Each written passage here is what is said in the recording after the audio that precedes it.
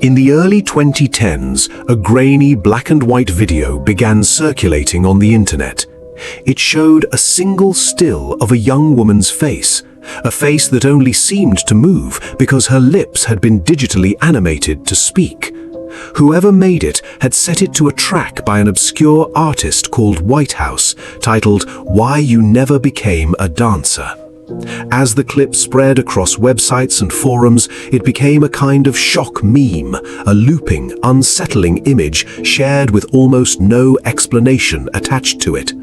For most people who stumbled onto it, that was the whole story, one more disturbing GIF from the dark corners of the internet.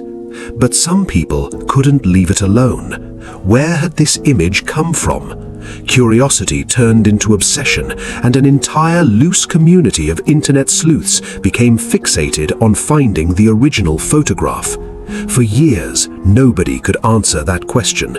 The image had been stretched and distorted so heavily that every obvious lead hit a dead end. Reverse image search was useless against it. There were no credits, no description, no explanation of any kind. It was simply there, online, with no history attached to it. As the years went by, the mystery only deepened. Thousands of people paged through old Japanese magazines, combed forgotten television broadcasts, searched documentary archives, obscure books, horror films, anywhere a face like that one might have originally surfaced. Nothing turned up. Nothing at all. Then, in the early 2020s, the search took a sudden, dramatic turn. A Reddit user researching Japanese true crime cases claimed to have stumbled across an unedited version of the photograph, buried in coverage of a serial killer case from the early 1970s. And, unlike most internet theories before it, this one came with proof, a side-by-side comparison. Same hairstyle, same clothing, same facial features, same expression. The anonymous face that millions of people had wondered about for the better part of a decade was anonymous no longer. But the truth turned out to be far darker than anyone had imagined. She wasn't an actress, she wasn't a model, she was a 21-year-old office worker from Japan who disappeared in May of 1971, a woman whose life had been violently cut short long before the internet even existed. And the deeper people dug into her story, the worse it got. Her name was Reiko, and she was one of the final victims of one of Japan's most infamous serial killers. Welcome to Cold Tape Stories, where we go deep on the cases that never got the attention they deserved. Now, let's talk about what really happened here.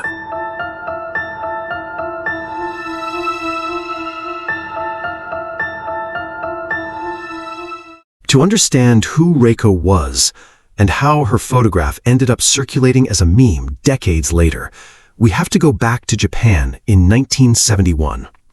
In the early 1970s, Gunma Prefecture was still largely rural. Many young women traveled by bicycle or on foot to school or to work. Japan had grown newly prosperous, but an older atmosphere of trust still lingered in places like this, the kind of trust where accepting a ride from a stranger wasn't automatically alarming. Masako was a 17-year-old girl from Gunma. On the 31st of March, 1971, she encountered a man near a railway station. There was nothing immediately alarming about him. He wasn't disheveled or openly threatening. He presented himself as stylish and cultured. He offered to take her to Lake Haruna, a scenic mountain lake. Masako accepted the ride. What she didn't know was that this man had been released from prison only a week earlier, and that the crimes he'd been convicted of were nothing minor. After driving her to a secluded area, he made advances towards her. Masako rejected him and told him her brother was a public prosecutor, a detail she may have offered as a warning or simply as a fact she thought would protect her. For this man, it had the opposite effect entirely. The moment she said it, the encounter changed. He forced himself on her, then wrapped his hands around her neck and strangled her until she stopped breathing. Once he was certain she was dead, he dragged her body from the roadside, dug a shallow grave, buried her, and left the area as if nothing had happened. When Masako failed to return home, her family reported her missing. At the time, police had no reason to believe they were dealing with a serial killer, and no indication this would become the first of 8 murders in just 41 days.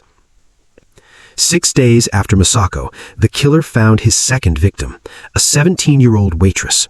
They'd met earlier that March and continued meeting over the following weeks. Eventually, he got her to agree to go with him to a motel. At some point during that visit, she told him something that changed everything: that her husband was a police officer. It wasn't true, but for a recently released man with a long criminal record, the detail carried immediate danger. Instead of driving her home as usual, he took her to an industrial park. There, away from witnesses, he strangled her to death and hid her body inside an existing construction structure at the site. She was soon reported missing, and to investigators, it looked like just another disappearance. Nothing yet connected her to the girl from Lake Haruna. 11 days after that, the killer turned to someone he'd already spent time with, a 19-year-old named Choco. He'd presented himself to her, too, as a cultured, artistic man, using poetry and conversation to build the image of a sensitive intellectual.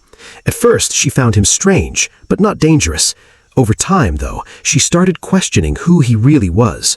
She began asking around the neighborhood about him and eventually discovered his real name and his criminal past. By their 5th meeting, Choco knew the man beside her wasn't who he claimed to be.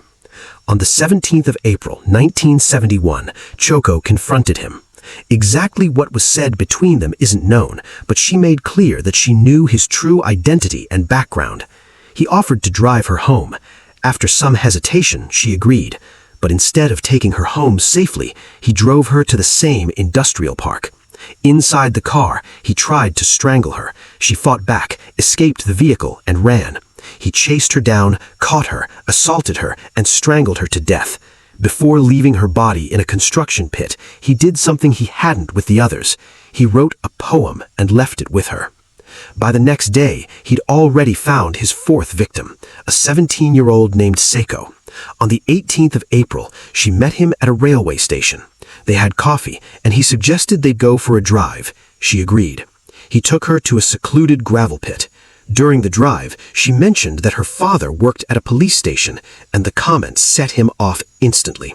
He struck her. She fled on foot, but he chased her down, beat her, and strangled her to death, burying her in a shallow grave at the gravel pit before fleeing the scene. 9 days after that, he struck again. Ami was a 16-year-old high school student. In early April, while she waited for a school bus, the killer approached her, introducing himself as a junior high school teacher, slowly building her trust over a couple of meetings. At around 6:45 on the evening of the 27th of April, he convinced her to go with him to a motel. Something she said there angered him. Rather than taking her home, he drove her towards the industrial area, attacked her, beat and strangled her to death, and placed her body in a ditch beside a newly constructed road, remarkably close to his own home, close enough that he could keep watch over whether the construction site was disturbed. Her body would remain there undiscovered for almost 3 months. 5 young women murdered in less than 4 weeks. Their bodies lay scattered beneath shallow graves across the prefecture, and the man responsible was still walking free, still approaching women in broad daylight at the very same train station. If you've been counting and think you know how many more there are before this ends, drop it in the comments. I'll tell you if you're close.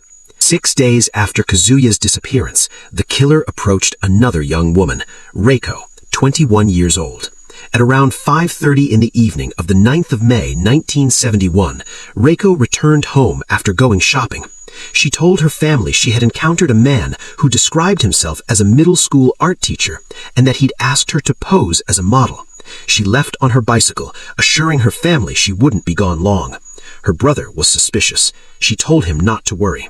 The killer directed Reiko to leave her bicycle outside the local credit union. She got into his car, and the two went to a coffee shop.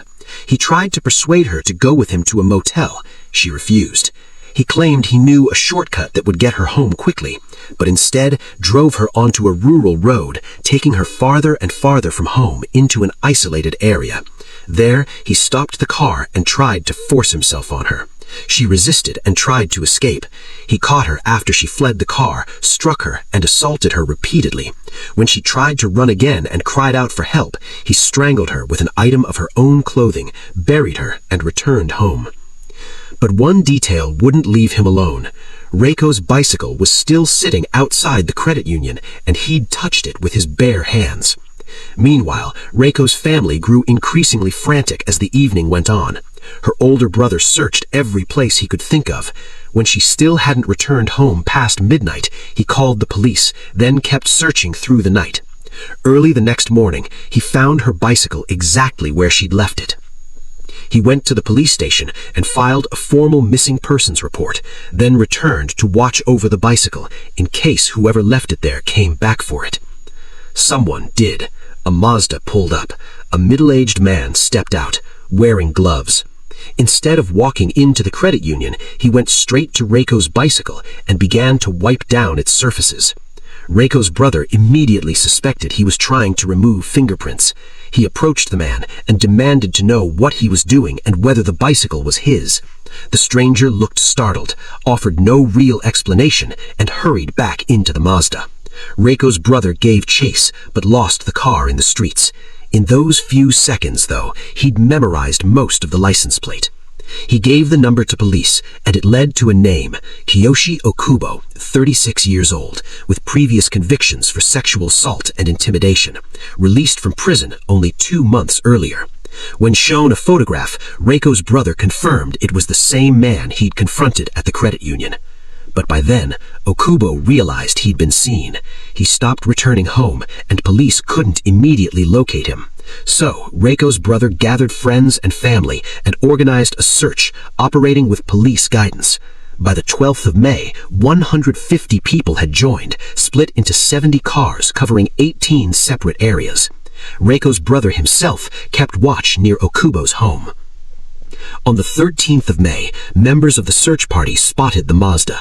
A pursuit followed, stretching roughly 9 kilometers before volunteers forced the car to a stop. Disturbingly, another young girl was sitting in the passenger seat when they reached him. The searchers detained him and handed him over to police. At first, police had no body and no direct proof that Reiko had been murdered. Ōkubo claimed he'd only taken her to coffee and offered to take her to a motel, that she wasn't interested and left. When asked why he'd been seen cleaning her bicycle, he said he'd only wiped it down because as a parolee, he was afraid of being blamed for her disappearance. Police didn't believe him, and they kept pressing. On the 16th of May, Ōkubo began admitting he'd killed Reiko, but initially directed police to a false burial site. It took 2 more weeks of interrogation before he gave a full, detailed confession describing the abduction, the assault, the murder, and the disposal of her body. Police excavated the ground and recovered her remains. Reiko's disappearance was the one that finally exposed him. Her brother's refusal to stop searching, his decision to watch an abandoned bicycle overnight, and his ability to memorize a license plate under pressure, that combination gave police everything they needed to find the killer. But once investigators began examining his movements more closely, they discovered Reiko wasn't his only victim, or even his last. She was his 7th confirmed victim. And more tragically, before the search party ever caught up with him, he'd already killed one more, the day after Reiko, on the 10th of May. Her name was Naoko, 21 years old. The two had met several times before. With the walls closing in around him, Ōkubo decided he wanted to kill once more before it ended. He strangled her with his own clothing and buried her body in a shallow grave, just like the rest. Once in custody, Ōkubo faced intensive questioning. By some accounts, he alternated between taunting the police and calmly mapping out the locations of the other bodies. He told them he'd murdered 8 women and hinted there might be more. His motives remained difficult to fully explain. In interviews, he blamed the police, claiming their harsh treatment of him after earlier arrests was what drove him to kill. Psychiatrists found him fully accountable for his actions. What his crimes actually suggest is a mixture of sadism, misogyny, and long-simmering resentment. Eventually, he led police to the remaining victims. Their remains were recovered and laid to rest. The case moved quickly by the standards of the time. His trial opened later in 1971, and he pleaded guilty to 8 counts of murder. On the 22nd of February 1973, the court sentenced him to death by hanging. But who was this man, really? Ōkubo was born on the 17th of January 1935, the youngest son in a large family. By later accounts, his mother indulged him heavily, and he was teased by other children for his appearance. While he was still in primary school, he was reportedly caught attempting to assault a 4-year-old neighbor. In July of 1955, at 20 years old, he assaulted a 17-year-old high school student, receiving an 18-month sentence suspended for 3 years. But another assault that same year put him behind bars for real. In 1966, 2 further convictions for sexual assault added another 4.5-year sentence. Ōkubo did marry, and he and his wife had 2 children, but the marriage deteriorated as his criminal history came to light. On the 2nd of March 1971, he was released on parole. Soon after, he made a down payment on a cream-colored Mazda and began presenting himself as an artist, a teacher, an intellectual, approaching young women at train stations with offers of rides and modeling opportunities. In the 73 days between his release and his capture, sources estimate he approached somewhere between 127 and 150 women. Dozens got into his car. He later admitted to assaulting around 18 of them. 8 young women, aged between 16 and 21, he murdered. A journalist who later spoke with him in prison said he claimed to have felt abandoned by his family and that he'd wanted to kill at least 20 women before being caught and executed. Ōkubo spent nearly 3 years at the Tokyo detention house. He was executed on the 22nd of January 1976, just days after his 41st birthday. Reports from that morning say he was so terrified of death that guards had to help him stand. And then, decades later, Reiko became a meme. Reiko was a real person, a 21-year-old office worker who hoped to earn a little extra money modeling for a man who told her he was an art teacher. She had hopes and dreams that were tragically cut short, turned, without her consent or anyone's memory of her name, into a looping curiosity shared by strangers who had no idea what they were actually looking at. Now you know her name. So here's the question worth sitting with. How many other faces are out there right now being shared as memes, mysteries, or jokes that actually belong to someone like Reiko? Hit like, drop your answer in the comments, and subscribe for the next case Cold Tape Stories is bringing out of the dark.